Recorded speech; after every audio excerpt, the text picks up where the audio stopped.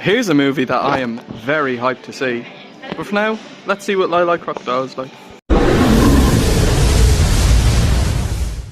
Lyle Crocodile was released in 2022 and was directed by Will Speck and Josh Gordon. It tells the story of a young boy named Josh who just moved to New York City and he's struggling to fit in with everyone in school until he discovers a singing crocodile named Lyle. And Lyle and Josh become the bestest friends until the family's neighbour, Mr. Grump, has a problem with a singing crocodile being part of someone's family, and it's up to Josh and his family to prove that people shouldn't have any fears of Lyle.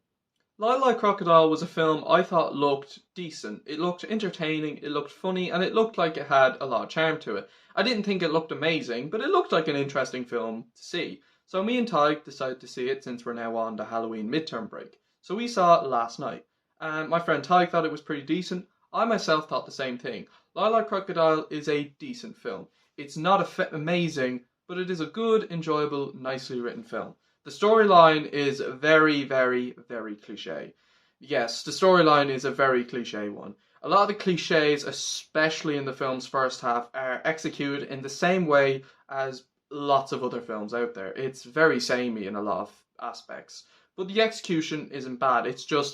It's very, very, very familiar.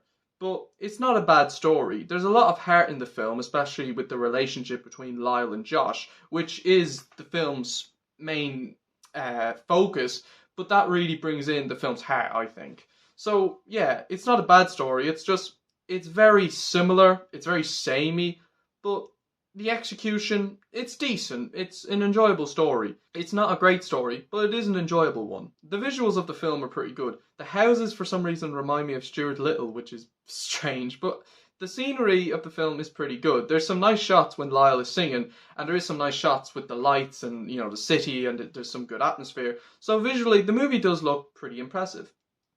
And the actors do a good job playing the roles. Everyone actually, you could tell, was having a good time playing the characters. And the film's characters are pretty likeable. Josh was a decent character. He's not the most compelling character out there, but he's likeable enough. Lyle is the best character though. He's cute and very charming, and his bond with Josh is very sweet and brings in a lot of the film's heart. The parents are fine, nothing awful, but nothing great either. The neighbour is really generic and a very bland character. Hector, the magician who discovers Lyle as a baby, was a very interesting character. I enjoyed his story arc throughout the film, and while it's been done a lot of times before, he's still an enjoyable character. So yeah, the characters, while not amazing, they're certainly pretty likeable and are pretty enjoyable to watch. The film's music score is pretty good. It's decent. Some of the songs do start off very, very, very weird. Not to say that it's bad, it's just sometimes the way the song would begin feels like it's out of place and kind of distracting in some ways. The songs are good, just some of them, they just kind of begin a little weird. So yeah, Lyle Crocodile is pretty good.